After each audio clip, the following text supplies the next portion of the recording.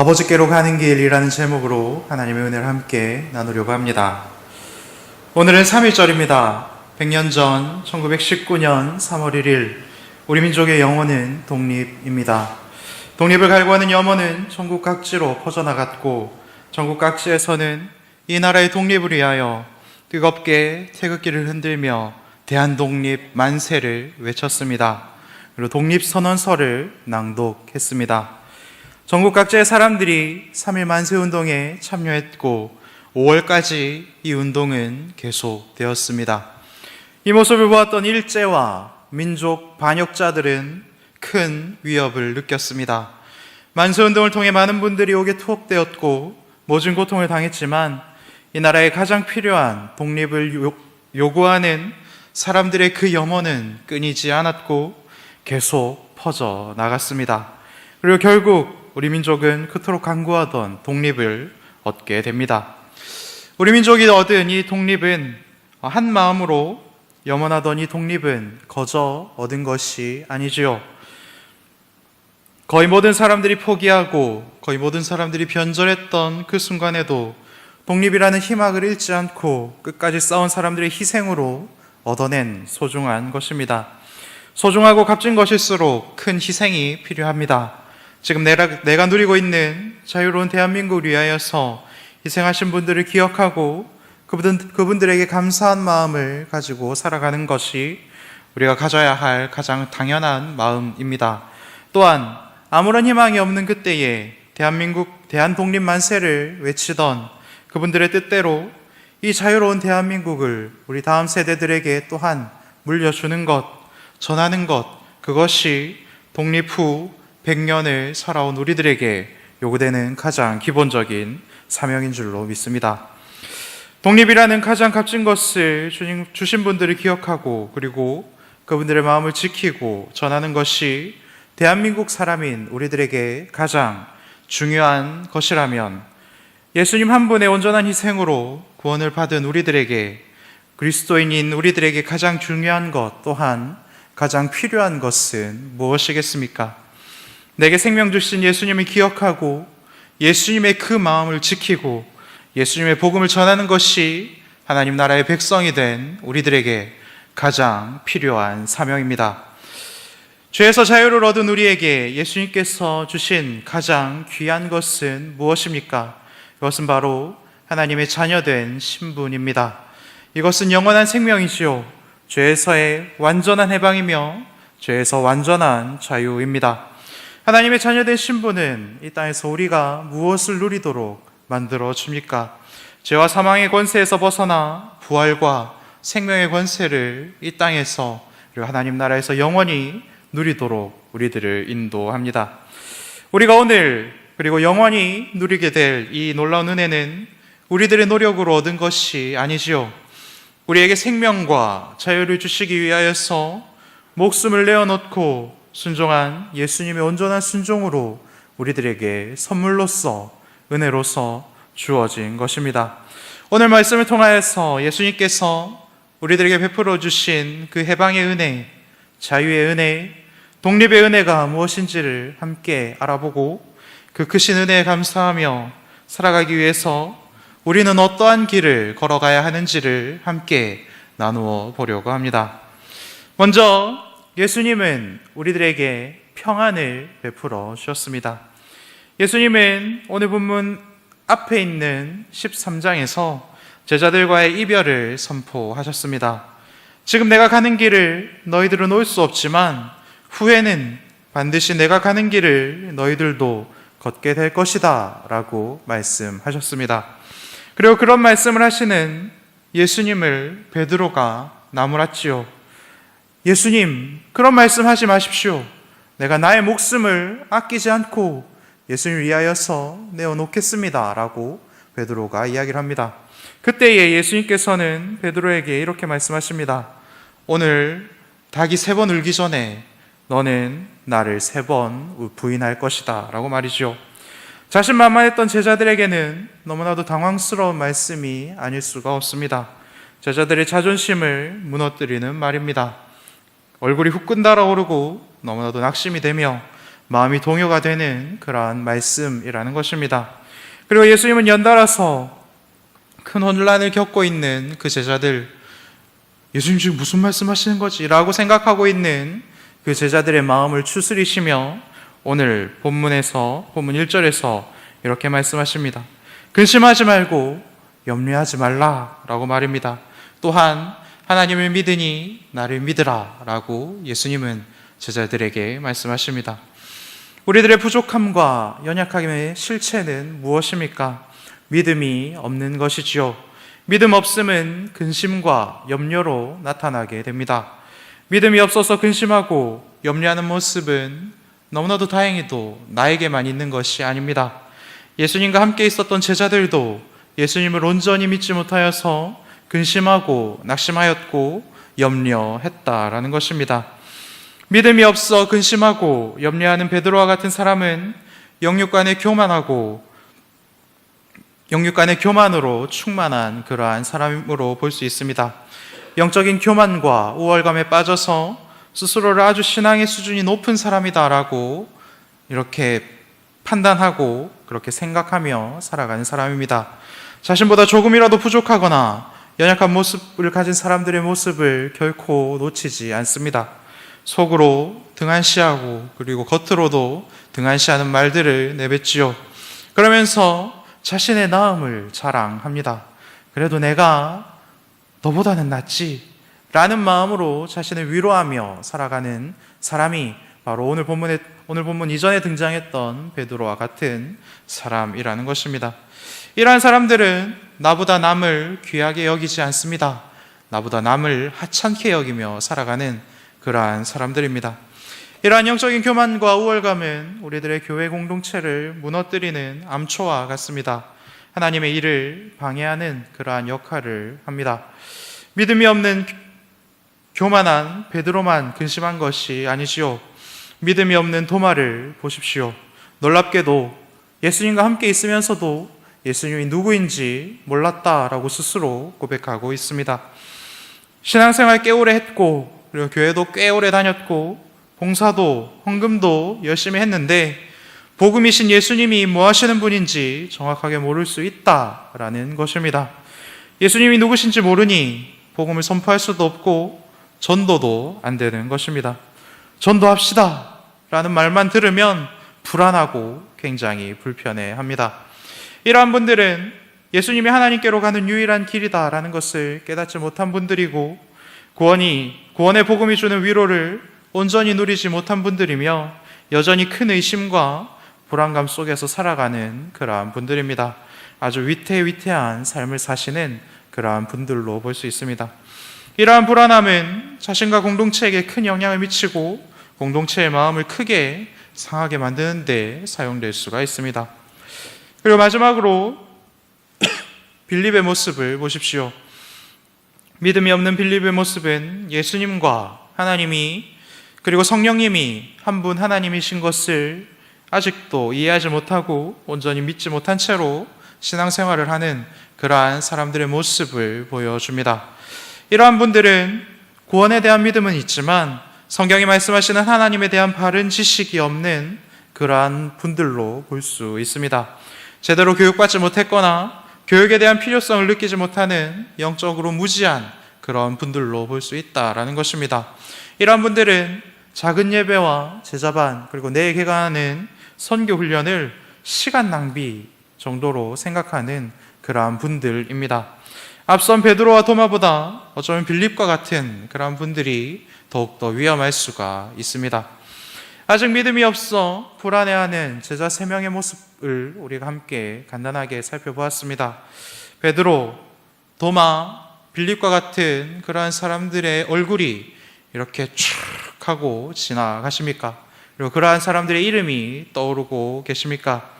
그런데 여러분, 사실 다른 사람들 생각하실 때가 아닙니다. 그런 분들 생각하지 마십시오. 사실 이런 모습이 사실은 나에게 너무나도 충만한 모습이 아닙니까? 너무나도 충만하게 우리는 이러한 모습들을 잘 가지고 있으면서도 잘 들키지 않습니다. 왜입니까?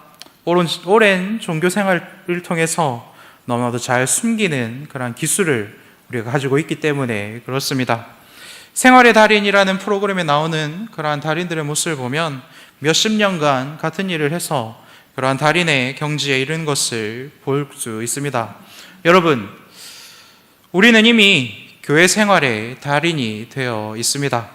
공동체 안에서 이러한 약한 모습을 숨기지 못하고 너무나도 쉽게 티를 내는 그러한 분들은 오히려 순수하고 더욱 말씀과 가까운 그러한 분들일 수 있습니다. 교회 생활의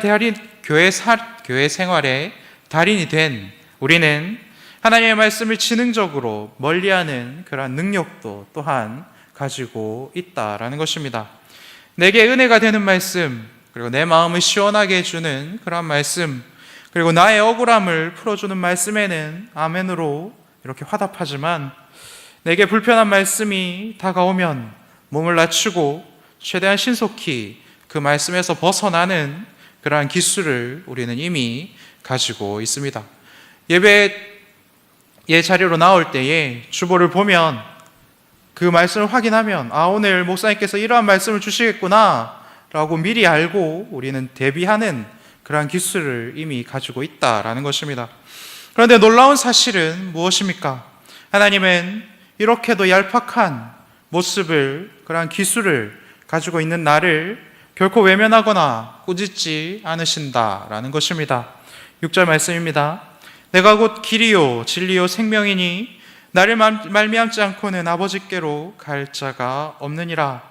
그러니 너희들은 나를 믿고 아버지께로 갈 그 길이 되어줄 때까지 너희는 잠잠히 나를 기다리라 라고 예수님은 말씀하고 있다라는 것입니다.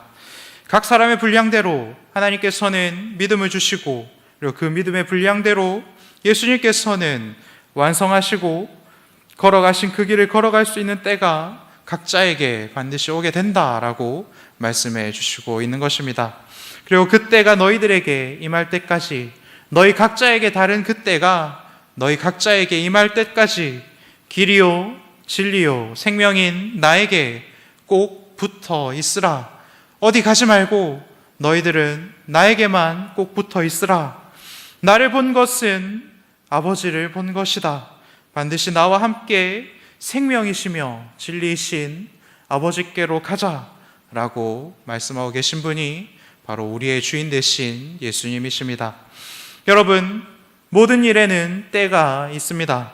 각 사람의 때에 맞게 하나님은 기다려주시고 그리고 알맞게 역사하여 주십니다. 교회 안에 답답한 사람이 혹시 있으십니까? 왜 저게 안 되지? 왜 저렇게밖에 안 되지? 그렇게 내 속이 터지게 만드는 그러한 사람들이 혹시 있으십니까? 그리고 교회 안에 이미 포기한 그런 분들이 있으십니까? 죽었다 깨나도 저 사람은 안 돼 라고 이렇게 판단하고 제껴버린 그러한 사람들이 혹시라도 있으십니까? 사랑하는 여러분, 기억하시기 바랍니다. 저도 여러분들도 사람들에게는 답답한 자였고 버림받은 그러한 사람들이었지만 하나님은 우리들을 기다려주셨고 하나님이 우리들을 용납해 주셨기 때문에 지금 이렇게 세련된 말과 세련된 모습으로 믿음 생활을 하고 있는 것입니다. 용납하시고 기다려주시고 포기하지 않으시는 하나님은 각 사람에게 맞는 때를 가지고 있으십니다. 나의 세련됨을 방해하는 자들을 하나님이 왜 여러분들에게 보내주셨고 붙여주셨고 여러분들의 세련됨을 계속해서 무너뜨릴까요? 우리는 이것을 고민해 보아야 합니다. 하나님께 받은 그 사랑으로 나의 세련됨을 무너뜨리는 그 사람을 품어주고 기다려주고 사랑해주라 라고 하나님께서는 그러한 분들을 우리들에게 보내주신 것입니다. 저와 여러분들에게 그런 답답하고 포기하고 싶은 분들을 보내주신 것입니다. 그리고 우리가 그들과 더불어 연합하여 하나의 교회를 이룰 때에 그때 하나님께서는 우리를 완벽한 교회다라고 불러주시는 것입니다. 사랑하기 참 어렵습니다. 용납하기도 참 어렵습니다. 그리고 이 땅에서 완벽한 교회를 이루는 것이 너무나도 어렵습니다. 부족한 것이 너무나도 많은 나를 사랑하기도 참 힘들고 어려운데 참으로 사랑할 수 없는 사람들이 내 주변에 너무나도 많이 있습니다. 하지만 하나님께서는 그러한 모든 것들을 통하여서 우리들을 연단시키시고 이끌어 가시고 성장시켜 주시고, 그리고 그들을 또한 그들에게 맞는 때를 주시기 위해서 기다려 주시는 분이라는 것을 여러분들 기억하시기 바랍니다. 하나님은 그 모든 것들을 통하여서 우리들에게 평안을 주시고 때를 주시고 완벽함을 주시는 분입니다. 그러한 예수님을 붙들고 마음속에 있는 근심과 불안을 내어놓고 하나님께서 주시는 믿음으로 온전하시기를 바랍니다. 근심하지 마십시오. 평안하십시오. 평안을 주시는 예수님은 우리를 위하여서 영원한 초소를 베풀어 주시는 분입니다. 예수님은 제자들에게 근심하지 말고 하나님을 믿고 또 나를 믿으라 라고 말씀해 주셨습니다. 예수님께서 제자들에게 근심하지 말라라고 말씀해 주실 수 있는 이유는 어디에 있습니까? 그것은 예수님께서 돌아가실 아버지의 집, 그리고 제자들도 가게 될 하나님 아버지의 집에는 제자들이 거하게 될 처소가 너무나도 많기 때문에 그렇습니다. 예수님께서 준비하러 가신다라고 말씀하신 이 처소, 그리고 제자들이 갈 수 있는 방이 많은 이 처소는 과연 무엇일까요? 이것은 사람의 손으로는 지을 수 없는 처소입니다. 그러므로 하나님의 아들이신 예수님께서 친히 지으실 수밖에 없는 처소입니다. 이 처소를 성경은 무엇이라고 이야기하냐면 신명기 33장 27절을 보시면 영원하신 하나님이 너희의 처소가 되리니 그 영원하신 팔이 내 아래 있도다. 그가 내 앞에서 대적을 쫓으시며 멸하라 하시도다 라고 말씀하는 것을 볼 수 있습니다. 우리의 처소는 무엇입니까? 우리의 처소는 바로 영원하신 아버지 하나님이십니다. 예수님은 제자들에게 영원한 처소가 되시는 아버지 하나님을 주시기 위하여서 십자가의 길을 가셔야 한다라고 계속해서 말씀하고 있으신 것입니다. 이것이 알려주는 것은 무엇입니까? 아직 아버지 하나님께로 가는 길이 제자들에게는 놓이지 않았다라는 것을 알려주고 있는 것입니다. 아버지께로 가는 유일한 길이신 예수님의 십자가의 길이 하나님과 우리 사이에 놓인 그때에야 제자들은 예수님을 통하여서 아버지 하나님께로 가게 되고, 그리고 그때에야 제자들은 온전한 믿음을 얻을 수 있다라고 예수님은 계속해서 알려주고 있는 것입니다. 제자들은 예수님이 하나님의 아들이신 것은 하나님께서 하늘에서 선포해 주셨고, 또한 예수님이 하시는 말씀도 들었고, 예수님이 행하시는 기적을 보아서도 어렴풋이 이렇게 깨닫게는 되었지만, 하지만 하나님의 아들이신 예수님께서 아버지 하나님을 하나님 나라에게 백성들에게 주시기 위해서는 죄의 삭슬 지불해야 하고, 그 죄의 삭슬 지불하시기 위해서 십자가에 매달리셔야 된다라는 그 사실은 여전히 이해하지 못하고 믿지 못하고 보지 못한 그러한 상태에 있었습니다. 그렇기 때문에 제자들에게는 하나님에 대한 온전한 믿음이 없을 수밖에 없었고, 그로 인해서 불안해할 수밖에 없었고 근심할 수밖에 없었습니다. 그리고 그 모든 것들을 알고 계셨던 예수님께서는 제자들을 안심시키고 계시는 것이고, 제자들에게 아버지께로 가는 그 길을 내시기 위하여서 저와 여러분들이 아버지께로 가는 그 길을 완성하시기 위하여서 십자가에서 예수님을 내어드림으로 하나님의 처소를 예비할 수 있다라고 우리들에게 말씀하고 있으신 것입니다. 의로우신 예수님만이 지으실 수 있는 그 처소, 예수님께서 직접 지으셔야 하는 그 처소는 죄가 없으신 예수님만 가실 수 있고 반드시 가셔야 하는 십자가의 길입니다. 예수님께서 십자가에서 우리의 처소를 완성하신 그 후에는 어떠한 일이 일어납니까? 예수님께서 나의 죄를 위해서 십자가에 매달려 죽으시고 부활하셨다는 그 사실을 믿음으로 죄의 문제를 해결한 하나님 나라의 백성들은 드디어 죄의 문제에서 자유하게 되고, 드디어 예수님께서 가신 그 생명과 진리의 길을 향해 예수님과 함께 힘차게 달려갈 수가 있게 됩니다. 예수님께서 그 고된 길을 다 걸어가신 후에야 비로소 제자들도, 그리고 우리들도 예수님께서 걸어가신 그 길을 함께 걸어가게 될 것이기 때문에 너희들은 결코 지금은 염려하지 말고 평안하라 라고 예수님께서 말씀하고 있는 것입니다. 사랑하는 성도 여러분, 우리가 믿는 예수님은 영원한 안식처시고 영원한 생명이신 하나님을 우리들에게 주시는 분입니다. 예수님은 아버지 하나님을 우리들에게 주시기 위하여서 그 누구도 갈 수 없는 십자가의 길, 구원의 길을 걸어가시고 그 길을 열어주신 분이시고 끝내 구원의 복음을 들고 우리들에게 다시 돌아오신 그러한 분이십니다. 그래서 구원의 복음은 우리를 죄에서 자유케 하고 죄에서 독립하여 하나님 나라의 백성이 되게 합니다. 구원의 복음은 우리를 사망으로 위협하지 못하게 만듭니다.